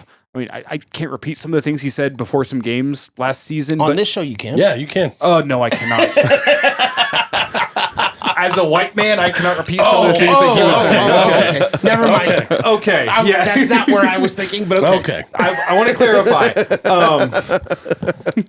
Now our minds are all wandering. He challenged his guys a lot. He was one of those motivators that he got the 100% out of guys every single day at practice. He was going to, I mean, he loved the defensive line. The defensive line loved him, but he was willing to come grab your face mask. He was going to motivate you. He was going to get a number one performance out of you. That is not Terry Braden. Yeah. Terry Braden is a technician. Yeah. Terry Braden is going to sit there and you're going to do step drills. You're going to do hand placement drills. You do all these things time and time again until you get it right. He's going to make sure your technique as a defensive lineman is perfect, where that's not Coach Knighton. Coach Knighton is, hey, you squat 600 pounds, you bench 400 pounds. You're an offensive lineman that wants to move. You go out there and kill him. Yeah. Yeah. Two different styles. Not to say that Coach Knighton doesn't know the technique, not to say Coach Braden can't motivate at all, but it's stylistically two different coaches. I think there has been a bit of an adjustment period for that defensive line, getting used to a Braden like coaching style. And I think Braden's also had to adjust and realize, hey, this ain't the NFL where guys are ready made, where I'm working on tiny little differences. Tweaks To make you a better football player. I have to build you from the ground up. And part of that comes down to understanding I got to get your A game out of practice every single week. I got to understand before games, I got to get you in the right mental headspace. You're not a pro that can get themselves in the right mental headspace. I don't think Braden has been great this year with that talent that he's had in that room, but I'm not giving him a pass. I'm willing to give him some time to figure out how to figure out that room. I will say, though, I do have my doubts about Matt Rule making that hire in the first place. Not to say I don't think he can be successful, but I do have my doubts that was the hire you went and made to go replace Coach Knighton last season. How much of that do you think is stylistic change from what Tony White was to what John Butler is, who is also a very technically sound, like he's a heady coach? How much of that is matching that style and also the relationship with Kansas City? Well, I look at the relationship with Kansas City is like little brother style right now. The relationship to Kansas City is important. I think there is an aspect, and I don't have any information here. I'm reading the tea leaves. I think there is probably an aspect of, hey, Dawson Merritt wants to come play Nebraska. Dawson Merritt's dad is on staff at Kansas City. We want to build a great relationship with him, and he says Coach Braden's going to be a great coach for us. You know what? We talked to him. Fair. We went and checked things out. It wasn't just because of the recommendation, but the recommendation put him on our radar, and we really liked the guy. I think there's that. But you know what? The point about matching up stylistically with Butler, I think is actually a point I haven't quite thought about all that much, but it may be a question to ask in the offseason. I don't go to press conferences. Maybe I should start going, but I think that's a question you could ask just with, how important is that to stylistically match up? It's not about getting the best position coach. It's about getting a position coach that works well with your defensive coordinator. It could make a lot of sense that an NFL guy in John Butler wants an NFL defensive line coach that he meshes well with, and they can talk the same language and they can go coach the same way. That's something I haven't thought about. And I brought this up two shows ago with the USC game, where Todd Blackledge talked about during the game with John Butler coming from the NFL, and the NFL mentality is more to stop the pass first, then stop the run. Mm-hmm. Where does that marry itself with the Big Ten, especially with the physicality of what the Big Ten is? And Big Ten is all about running the ball, or at least the perception of the Big Ten is all about running the ball. Like, where does John Butler fit in that as far as adapting to what the Big Ten style is? Well, I honestly think that the USC game was his adapting to that style. Mm-hmm. I think that's what the defense is supposed to look like. Like, you kept USC out of the end zone in the first half. Did USC gash you at times? Absolutely. There was 10 and 15-yard runs time and time again. But then Nebraska would get that either negative play or... Which is why Blackledge brought it up. Or play for no gain or play for 2 yards. And then what did Nebraska do whenever they got to 2nd and 8? They got off the damn field. Mm-hmm. Yeah. And part of that was Lincoln Riley being an idiot and calling passing plays after you drill off 4 straight 15-yard runs. And I'm going to show off the brain. I'm going to throw the ball 4 times. Which again, we talked about that in the USC preview show. We were like, Lincoln Riley's going to lose it for himself. You called it. Yeah. He's going to give us opportunities. Lincoln Riley hits you with the, we've been working on this all week at practice. We think it's going to work. Yeah. We just got down here running the football, but damn it, they're never going to expect the pass. Yeah. We've been working on this all week long. God. So you were the best there, but Nebraska did a really good job. Once you made that one stop on running plays against USC, Nebraska did a great job getting off the football field. And that's what I think Butler's style is hey, you might pick up 20, 30 yards in this drive, but whenever we get our opportunity, whenever you're behind the sticks, we are going to get off the field. Nebraska's defense has done that pretty well this year. The exception probably being the Maryland game. Yeah. Maryland did a pretty good job behind the sticks picking up first downs, but there hasn't been really any other team that if you got them to a 2nd and long or a 1st and 15 or whatever it may be. UCLA did that several times with scrambles too. Maybe Minnesota. I thought Minnesota stayed in rhythm pretty well all game. Yeah. That was my big thing. I thought Minnesota was playing it from 2nd and 4 more than like anyone. I don't know. I felt like any time that they had a 3rd and long, which was a few times in the game, they always found a way to pick it up. That is true. Or we fouled. We got called on a couple different things on those. And were there any other coaches you were talking about? Because I have one more. Like, I know what Emmett did this year is major, and I think maybe he's had that for a little bit. But EJ Barthel, outside of Emmett Johnson, what has he done since he's been here? It's kind of one of those like where he's been under fire, like especially coming into this season because we had a lot of questions on Emmett Johnson and the running back room in and of itself. But I also can't not give him giant credit for what Emmett Johnson is now. Mm-hmm. It's kind of one of those things like I agree that maybe the skepticism coming into the season is correct, but But what Emmett Johnson has turned himself into, and I'm not trying to take credit away from Emmett Johnson or whatever else himself, but EJ Barthel should get some credit too. I think I think this has been Barthel's best year. And one thing I'll add to that is, do you guys know what the job description is for Ron Brown? I don't even know if Ron Brown knows what it is. He's just there. He coaches returners, Yeah. and fullbacks. Yeah. We don't have fullbacks.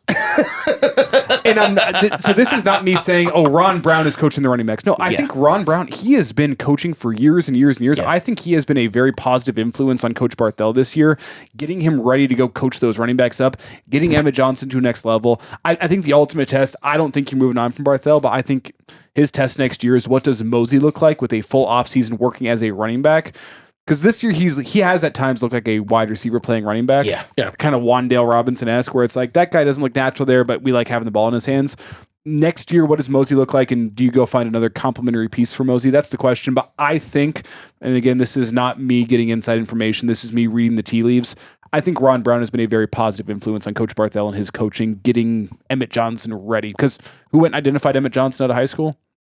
Do you know this? No. It was Ron Brown. It was. Yeah. Ron Brown. Emmett Johnson actually credits Ron Brown for the reason he came to Nebraska. Yes. Because this was at the end of... Ron Brown went to Scott Frost and said, "You need to check this guy out." Because who was the running backs coach that went away, like kind of out of the blue? And now I need to remember his name. He's probably on the Golden Tee circuit right now. Yeah. Anyway, Scott Frost. Anyway, Ron Brown between Black Friday and signing day was like stepping in, was recruiting. They needed a running back, and he went and identified Emmett Johnson, recruited him, brought him to Lincoln. Ron Brown's one of the guy that went and found Emmett Johnson, and I have a feeling there was probably a little bit more focus from Ron Brown this season, not coaching the running backs, but being a piece in that room, making sure that Emmett Johnson was getting coached right, and making sure Barthel is developing as a coach as well. Where's the rest of the guys, though? That's my thing. Like, okay, You're not cool. wrong. You're not okay, wrong. Cool. You're not wrong. We'll credit him for Emmett Johnson. That's fine. There's nothing else there. I think if all of your time and effort and development is going into one player, what are you doing here? We've also not recruited the position very well. What the hell's going on with Jamarian Parker this year? That's who I was going to bring up. Well, he came in with an injury. He came in with an offseason injury that was going to take some time to heal, but he's also never showed up. But even Quentin Ives, how has he developed? I don't. I know he had an injury as well in the fall camp. But I think you can't make a slow guy play big time. Well, and I have heard good things about Connor Booth behind the scenes. There is more that goes on in these coaching staff evaluations than you or I see every single day on a Saturday. Yeah. I've heard Connor Booth's development has been good in his redshirt year this year. Could that be a guy that is a contributor for you in some way, shape, or form next year? It's possible. We'll see. I think Jamal Rule, the guy you've brought in from, is that Carolina? He's gonna look good. Yeah, he's gonna look good. I think that's a good piece of development. That's gonna be Barthel's gonna be kind of tied to him as well. Another undersized guy, though. Yeah, but I don't think, to get back to the original point of this conversation, I think there will probably be some tweaks to the coaching staff this year. I don't think the guys that we're talking about are going to get blown out. They're going to get fired. There might be guys taking other jobs. I don't think you're going to go wholesale coaching staff changes, especially not on the offensive side of the football. Who else do you see? I think, first of all, hold on real quickly with the running backs, with E.J. Barthel. I think going into the season, he was on the hot seat. I think what Emmett Johnson has done gets him off the hot seat. Sure. But going into next year, whether Emmett's there or not, for this conversation is irrelevant.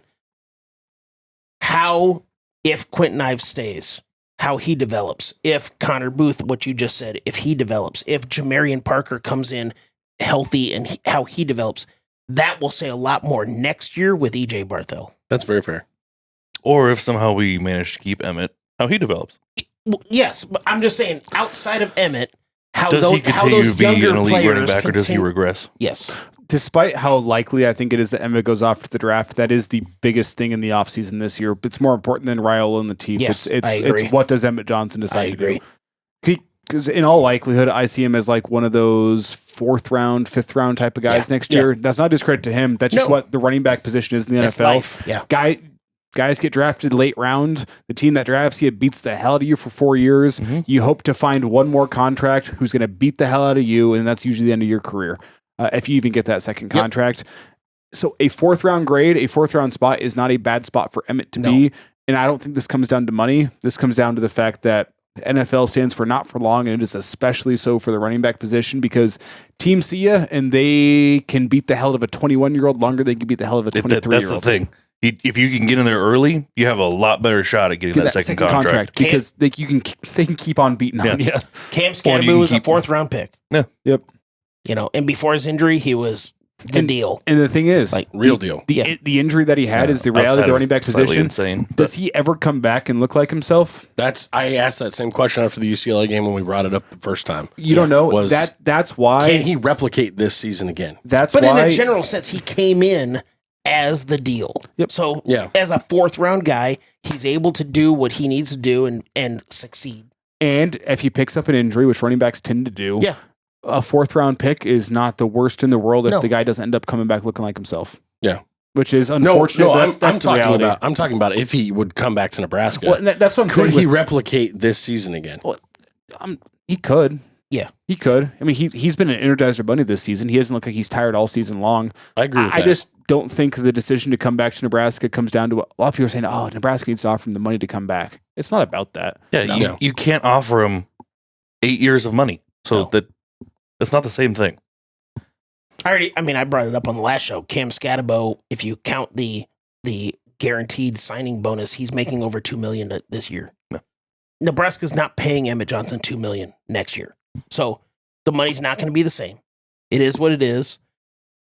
Especially as a running back in the NFL, you have to start your clock immediately, as quickly as possible. So we'll see. Who else is on the must-keep list? Andrew Marshall. Oh, Andrew Marshall's number 2 for me. I don't think I'm ready to even go away from the offense, though. I mean, Ja'Cory Barney is a must-keep. Isaiah Hunter. Yeah, Isaiah Hunter, yeah. Actually, Andrew Marshall might be 3, because I think Isaiah Hunter's number 1 for me. Yeah. And then I probably go, with 2, it's either Winery or it is Andrew Marshall, and then I'm probably to Ja'Cory Barney. And this is Emmett's number 1 if Emmett is even a possibility of staying around, but I think that's looking less and less likely by the day. I've already written it off. Personally, I've already written it off. That's kind of where I'm at. I'm assuming he's not going to be here. Yeah. I'm looking at it. I think Winery's number 1 to make sure he's obviously here. Emmett's just a bonus if he's here. You should expect that he is not here next year, and if there's nothing the coaching staff can say or do that'll keep him around. No, if you want what's best for him, he's not going to be here. 100%. Yes. If you are Matt Rule or EJ Barthel, you should tell him to go to the draft. But if he makes the decision, you know what, I want my legacy to be as a Nebraska Cornhusker, and I want to go to the playoff, and he decides to come back, that's what it'll be. Thank you. That's what it'll be. But it is his best interest to go off to the NFL. 100%. Offensive line, Justin Evans. Yes, has to be here. Yes. Elijah Pritchett, I think, will be better next year, and he's one that we need to make sure we keep as well. I think him in a second season and not having to spend half the season figuring out whether or not he actually wants to do what we're asking him to do. Or whatever it was off the field that is keeping him out of the game. He has all the physical gifts. Yeah. Let's give him the rest of that developmental time. I think he'd be amazing. And to get back to what Matt Rule said on Monday bye week is Pritchett's not a guy I worry about going off to the NFL. Not this season. And I think he's the type of guy Matt Rule is talking about, hey, we'll make it worth your while to stick around with the money that we have. Not that Pritchett's not already making a lot of money, but that is the thing he's saying. So to me, it just comes down, what's your relationship with Coach Raiola? Do you think he's the guy to get you to the next level? That's the only unknown. I kind of expect him back. Marshall, like the guys I'm truly worried about are the guys that have potential NFL draftability. And I don't think Pritchett's one of those guys. I think Isaiah Hunter, he's not even NFL draft eligible, so he's only a portal guy. Andrew Marshall's got some potential to go after the NFL. What is his real potential though? Like he's still a day 3 guy at best. Yeah, probably. That's what I mean. Like you could like okay. Let me start by asking this: where's Sierra Wright? Well, he's a senior, so he's gone. I'm saying where's Sierra Wright in the draft? Probably first 2 rounds. I'd say late 2, maybe early 3rd. Yeah. So the only detractor you have against him is he does not have the size that NFL teams want in a first round pick. Look at the first round cornerbacks that you have; they're all 6'2", 6'3". He's not that. I probably see him just because of that back into the second or top of the 3rd. Yeah, they have Sierra Wright listed as 6 foot, but he's not. No, that dude's like 5'10". Yeah, love the dude, but yeah. So do you want to be a late round day 3 guy, or do you want to be potentially Sierra Wright or better next year? Yeah, that's the question, and that's the sales pitch. Yep. Also, hey, we got some more money from you because you're not coming from Idaho. And could that decision be impacted by if Addison Williams is still here? Also possible. But Andrew Marr, he's been great this year. Oh, God, yeah. Other guys on the defense, Vincent Shavers is a must keep. Keona Davis is a must keep. Yeah, Keon Davis is right. Yeah. He's the one that I could see getting a lot of attention in the portal. Yep. So, and he already tried to leave last year. I think more than Van Poppel, he is a I agree. throw some money at him kind of guy. How many guys? How many guys in the interior defensive line are a must keep for you guys? None. You I'm know, saying right now, none. Well, Keona Davis. Keona Davis. Well, that's a okay, must if keep. you're calling me interior defensive lineman. Oh yeah. He's one of the guys on the interior. So yeah, I have two, and one of them is probably going to surprise you guys. One is Keona Davis. Number 2 is Gabe Moore.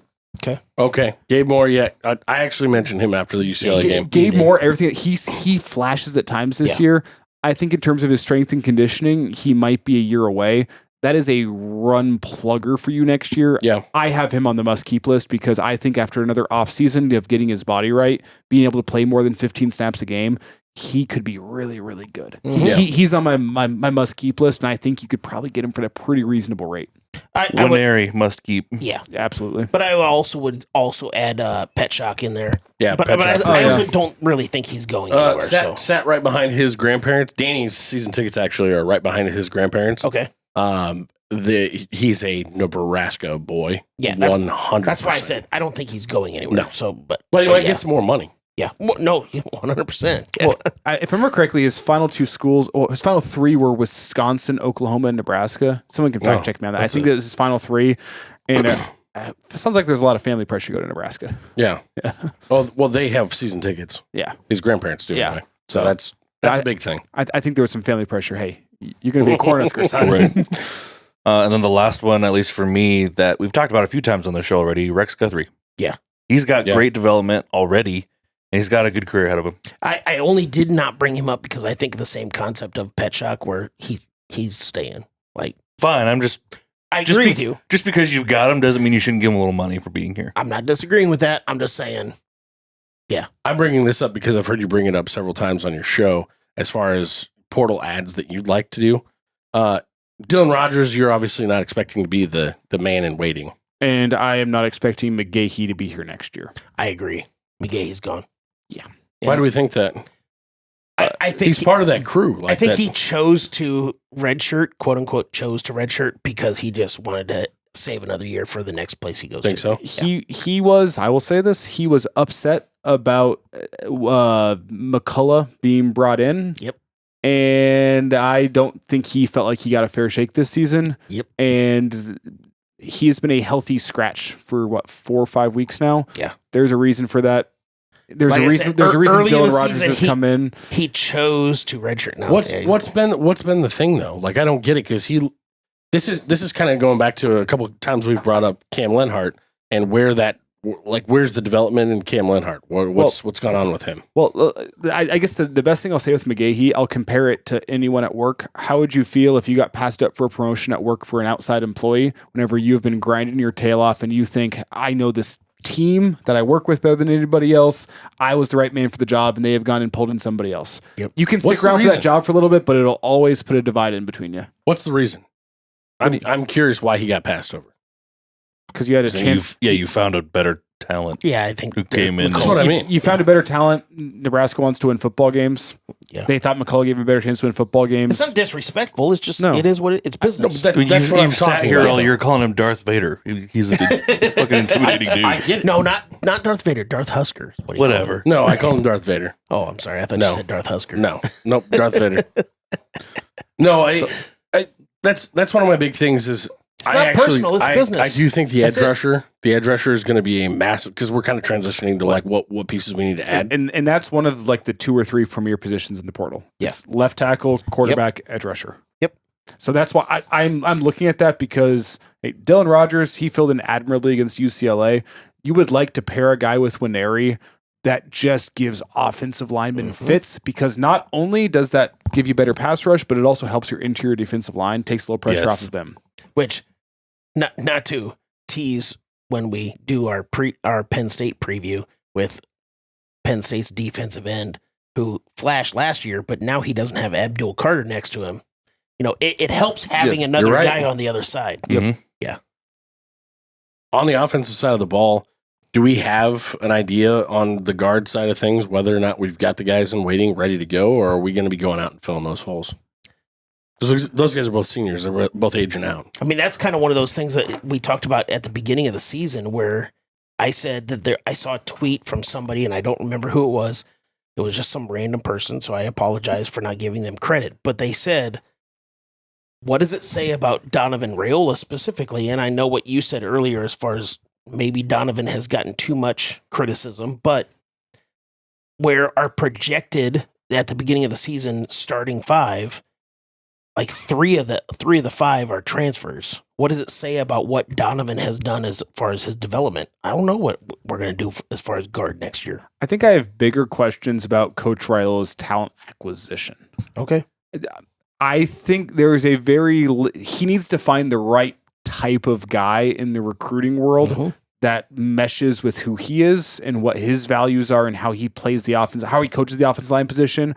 I just think he kind of limits himself in recruiting because of who he is and how he coaches offensive line.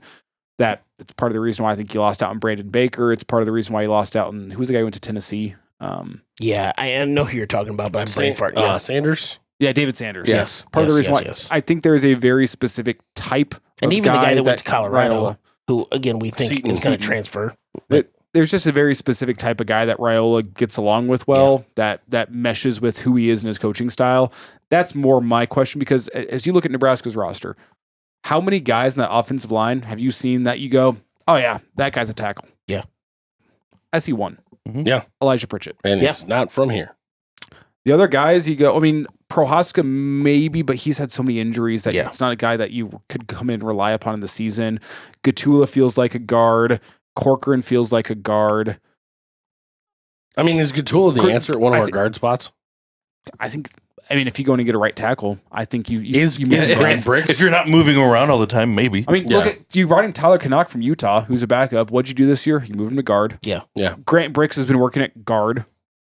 That's what so many of Bricks specifically, because he's been the biggest offensive line get from a recruiting side of things since Rule got here. That's why I brought up the development aspect of that conversation. He's been working at guard this year. I just don't think you've brought in tackle types. Like these big name guys you brought in to come play tackle. Keep on moving to guard. I will say, as far as the UCLA depth chart, Bricks was listed as third string right tackle. Yeah.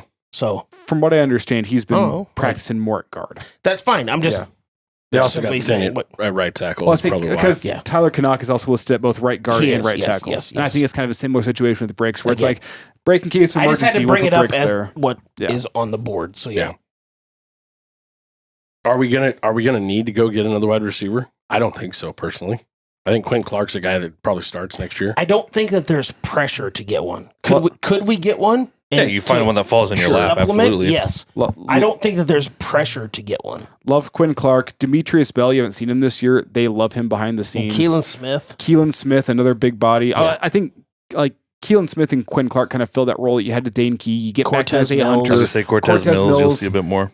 Demetrius Bell will be a good replacement, kind of depth option for the Ja'Cory Barney side of things. You feel good about if a guy falls into your lap, awesome. Yeah. But I don't think you're making moves a wide receiver there. I have a question, but what do you do at tight end? Is Carter Nelson ready to step up? He has to. I think Lindenmeyer is draft eligible, but he could come back for another year. I think he comes back another year. Personally, he's not had a good second half of the season. Yeah, or does he pull a? I mean, have you seen guys see him at Borkacher's done at A&M this year? I don't know. Have you been happy with Nebraska's tight end usage this year? I personally spoke to Borkacher before he transferred last year, and he did not want to transfer, but he said my best interest is to go somewhere else. He's like, I was asking him, this was probably 2 days before. Was that a money thing or 2 days before he entered the portal? No, it was a usage thing. Okay, it was. I couldn't imagine myself playing anywhere but Nebraska, but I know if I want to achieve my dreams, I have to go somewhere else. Which I think that this might be the first time I've told anybody that I personally spoke to him, and that's what he told me. But it was like 2 days before he entered the portal. I'm sorry. He has 13 catches for 117 yards on the season. And what is it, 4-5 touchdowns? One? No. One touchdown. He had the one touchdown earlier. Okay. Well, I guess I don't know. So he's up to 2. I thought he had one against. Never mind. This is showing no. See, that's his 2. I thought this was his 3rd today, 3rd or 4th. 13 receptions, 117 yards, 2 touchdowns. That might not be updated for today. It is. He had one today. I'm sorry. I know usually we don't have games on the TV over here. Because he had one against Notre Dame. Georgia just got an onside kick, and that was amazing. He had one against Notre Dame. I swear to God, he had one against Arkansas, and he had one today. That's some Scott Frost bullshit right there. They're up by 11. I No, know. I'm looking at the stats, man. Okay. I don't know. I don't know. My question on We're the literally tight having end our side, own conversation here. My question on the tight end side of Cut it out or things. something. My question on the tight end side of things is going to be whether or not Carter Nelson's ready to go, and if not, why. Yeah. And I'm sorry, no, but that's the bigger thing. That's Is why. the coach. Yes. That's the one coach that I will actually go back to. That if your tight ends aren't going to develop, if you can't develop a freak athlete tight end, yes, he had an injury. Also, if you're not But if ready you to go can't- as a junior, what the fuck? When? Yeah. Well, here's another question. Question on Is- the coach. Is Carter center Nelson field. playing the right position? Well, they've beefed him up enough that he can't play wide receiver now.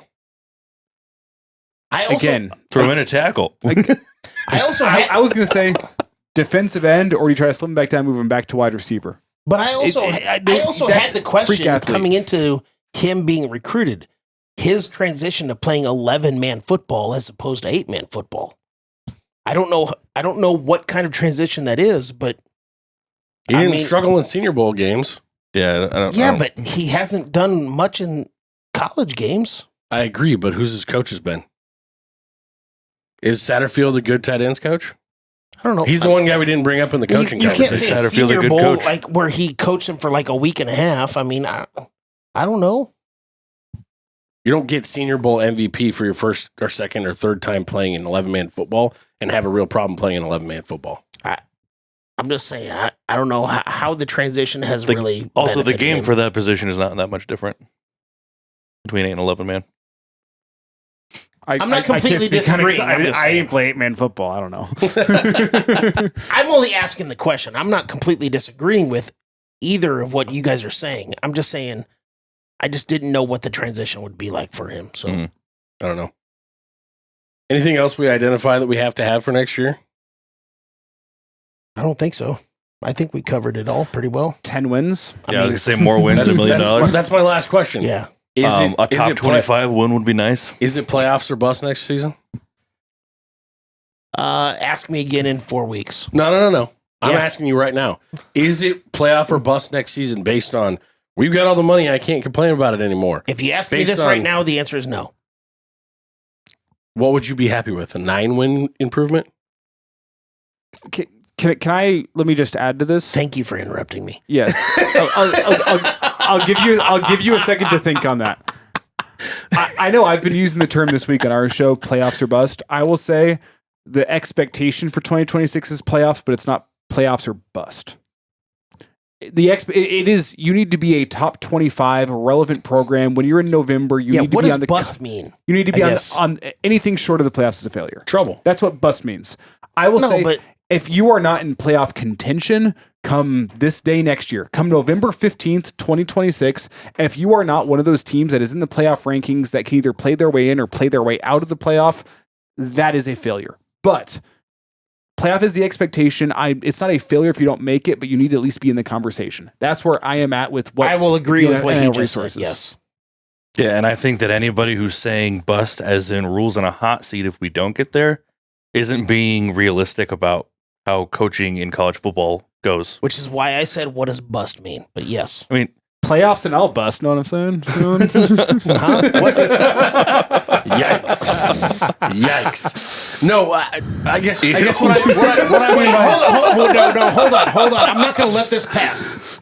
Literally, if you're not watching this on YouTube, Elijah looked for a 5 from all of us, and none of us gave it to him. So I'm not high-fiving somebody. I'm talking about nothing to me, okay? Thanks. It's for the playoff, man. It's for the playoff. Let me get back on the radio. I can't say that on the radio. holy shit! What I guess I mean by bust is I don't think Rule has a chance at even sniffing the hot seat in the next 2 seasons. No. Unless next year we go 3-9 and then there's going to be riots. Regression is a problem. Which again goes back to the why I said. But I'm what saying, does bust mean? But bust in my opinion means Child. if you finish, is it understandable? Give a guy 2 beers, man. I'll tell you what. And two shots of Jaeger. I'm locked back in here. Is it Can understandable? we use a different word now? Yes. Playoffs are failure? Is it understandable for us to be a 9-3 season team next year by losing to Ohio State, the likely national champion coming back, Indiana and Oregon? Sure. But you have those 3 losses on your record and you take care of all the other business out there, you're still sniffing the playoffs. Yeah. Mm-hmm. Yeah, absolutely. That's my expectation for next season. I would be okay with 9 wins and missing the playoffs, but being a top 20 team, that's okay. Anything short of that, though, in my opinion, is going to be bust worthy in the sort that there's a problem. There's a problem, and there's going to have to be some shakeup on the coaching staff. I think it all comes down to relevancy. Yes. Every time we got close to relevancy this year, we shit our pants. Not just this year, but the last. No, I'm however just many. saying Yes. that's progress for me in next season. Mhm. Is become relevant and then stay relevant, even if you lose some games that you probably should. Again, it comes down to what does bust mean. But I agree with what Elijah said as far as I also agree we got to stop saying bust because now I can't. It's in my head now. I can't. it's Twitch about cock. it's kind of one of those things that we've talked about before. Is I mean, hell, we joked about I think it's Florida at 3-6 now, and they're the best 3-6 team in the country. And we said, no, they gave like Ole Miss a scare Nebraska, tonight. where we were the best 3-9 team in the country, whatever, a couple of years ago. But you're still 3-9, so you suck. It's how it looks. Not every whatever record you want to say is created equally. Like not every 8-4 season is created equally. Not every 7-5, 6, whatever you want to say. Like even if we end up 8-4 next year or 9-3 next year, it's not created equally. How we play and how we play in certain games is what is going to be the factor. Well, like if you are what Iowa was this year, with in November a chance to beat Oregon at home, controlling your playoff destiny, and you can't get it done, I'm not going to be sitting here and being like, this season's a failure. Yep. No, I agree. That is a massive step forward to be able to control your own playoff destiny come November with a potential home game. I guess you're going to be on the road against Oregon. So we'll say Indiana or Ohio State next year. If they're coming to Lincoln and you have a chance to win that football game, controlling your playoff destiny, and you can't get it done, I'm not going to bemoan. I'm like, man, what a failure. No, it's a step forward. That's what Nebraska needs But if it to looks be like in the November. Indiana game from last year again, It's a different conversation. Different Yes. conversation. Different conversation. That's why I'm using the Oregon game specifically, where Iowa gave Oregon a hell of a fight. They could have won that football game. They could have played their way into a playoff. They just couldn't get it done. If it is that for Nebraska next year, come November, I'm happy. show that you're getting to the level. Yes. Show that you can compete. Be there. I said I was happy. I shouldn't say I'm. In hindsight, I would be like, that's a step forward. You can understand it. In the moment, I would have we'd have a post game show with a lot of freaking out. Yes. But as I sit here right now and I go, if that is the situation come next November, you have taken a step forward. That is like the expectation I have Yes, for the I season next agree. year. That is what you are playing for or paying for in a portal period this December. You are paying for an opportunity in December to go out and have your own playoff destiny in your own hands. Yep. That's what this December is for me this year. I agree. Love that. Any other bye things that we need to talk about? Nope. Awesome. My Broncos play the Chiefs this week. Big one. Big one for my Broncos. I know that's not Husker talk, and I know there's a lot of Chiefs fans that's that all right. listen Fuck to the this show. Chiefs. Yeah, I was just going to say, fuck the Chiefs. Who cares? It's all right. The Pats have already won this week. We're good to go. It's not necessarily go Broncos, but it's fuck the Chiefs. The winds are changed in the AFC West. It's the Broncos' time. They're injured. Bo Nix just needs to not play like Mo Picks, and they'll be okay. Let's go Broncos. There you go. That's where I'll end things. We appreciate you guys. We definitely appreciate you stopping by, man. Yeah. If you haven't, like we said, guys, check out the Average Joe Sports Show. They are freaking awesome. Yeah, I'm they not do sure. a show. I'm not sure when exactly it's going to be posted, but we are recording this on Saturday the 15th. I know tomorrow morning, Sunday, every single Sunday morning, 10:30, we do a live show. Chris Schmidt, Gary Sharp, Bill Dolman, and myself. We do Saturday mornings at 7:45, and then Monday through Friday, 4 to 6. You can find all those live streams on the Average Joe Sports Show YouTube channel, or you can find us in podcast form wherever you get podcasts. Just search up the Average Joe Sports Show, or find us on Twitter. Find me on Twitter at Herbal Essences. I will say He posts funny shit. It's humbly, good. I'm a great follow. Yeah, that's It's true. it's a lot of places to find busted. Jesus. I just put that behind me too. With that, we appreciate you guys. I had just moved on, man. Check back this week for the Penn State show. And this may be the most unbelievable night in Cornhusker football history.